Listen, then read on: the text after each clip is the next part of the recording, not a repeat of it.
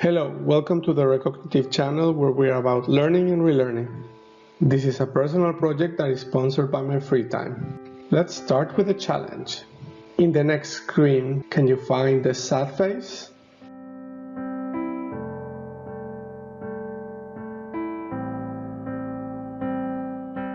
The next part of the challenge, can you find the happy face?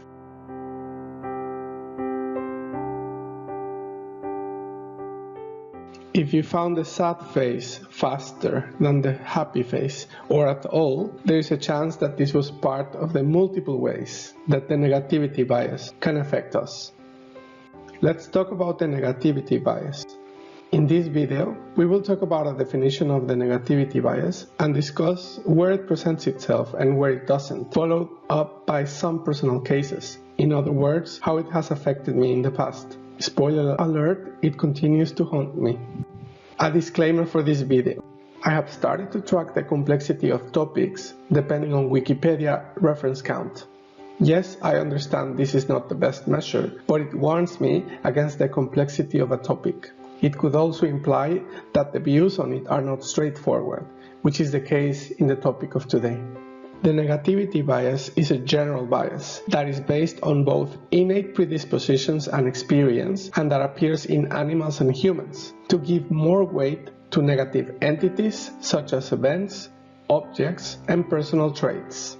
Psychologists Rosin and Roisman proposed a taxonomy for this bias, and it's quite useful. There are 3 or 4 types: negative potency, greater steepness of negative gradients, negativity dominance, negativity differentiation.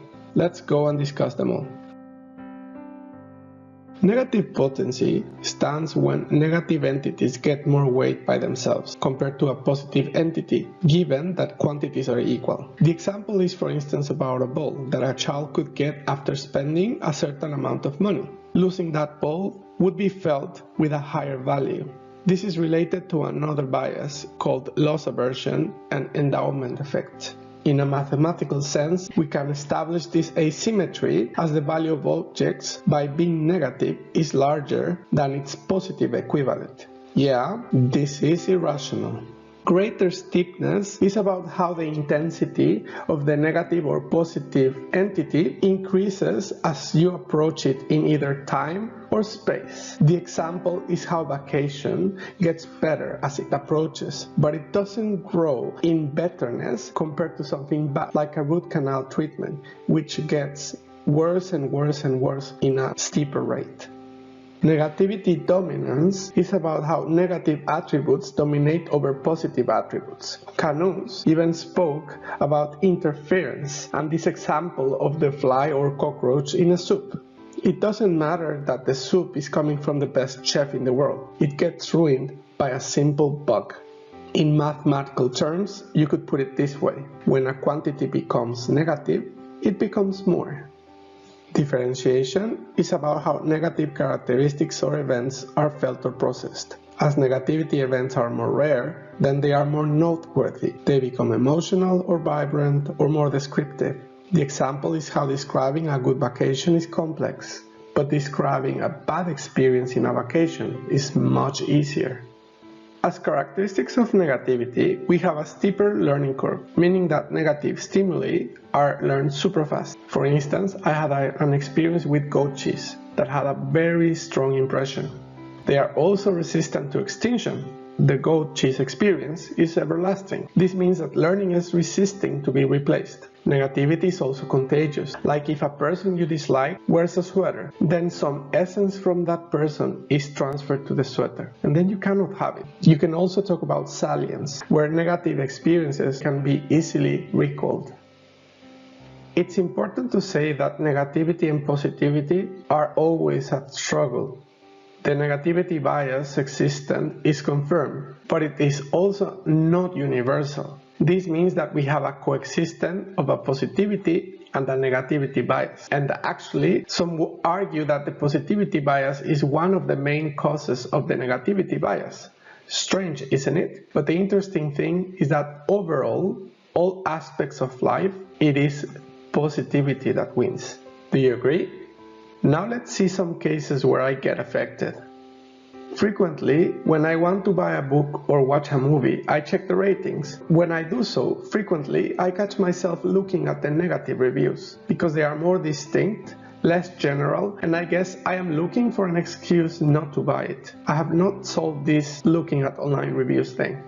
When looking into changing jobs, you can use a decision matrix called the Pugh matrix.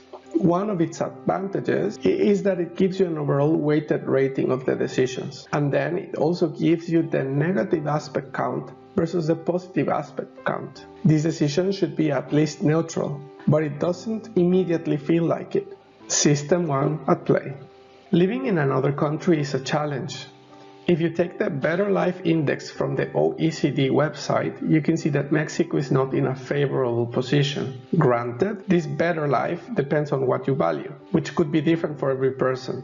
The same website gives you the opportunity to customize the weights given to each category. How is the negativity bias affecting me?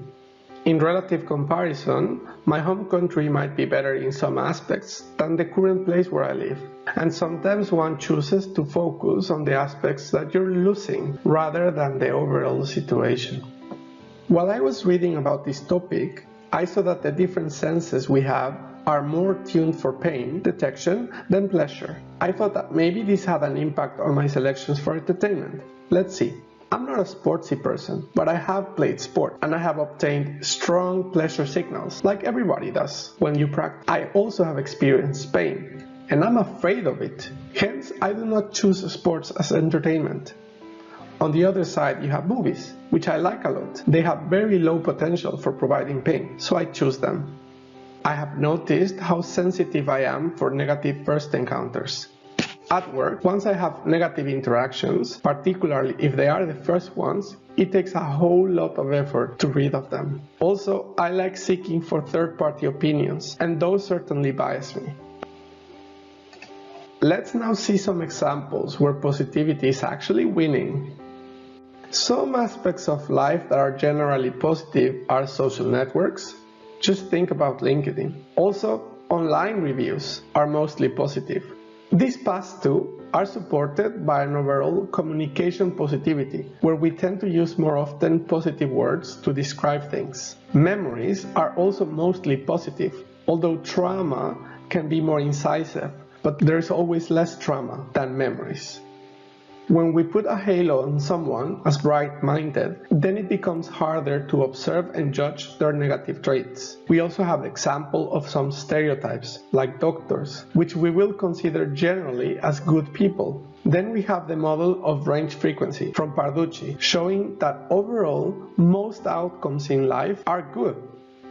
So remember that positivity is dominant. Let's evaluate the video. I consider that I scored a 4.0. Even though I satisfied the 3 reference limit that I set myself, the content of the video was coming from mostly one reference. Also, I considered that the limits of the research were not clear, and there is positivity bias versus negativity bias, and it is just very complex. And now, we turn to our roulette for the topic of the next video. And the winner is impact bias. Wait, I have something else for you. If you're such a person that you focus on the bad things about your life, follow this advice. First, don't worry, you're not alone. You are not the only one doing this. Second, many psychologists advocate to having a gratitude journal to keep in check what you're grateful for. I have put the sources in the description if you're interested. I will start using this advice. We sometimes need to be grateful for what we do have. See you in the next episode. This is the Recognitive channel. Thank you for watching.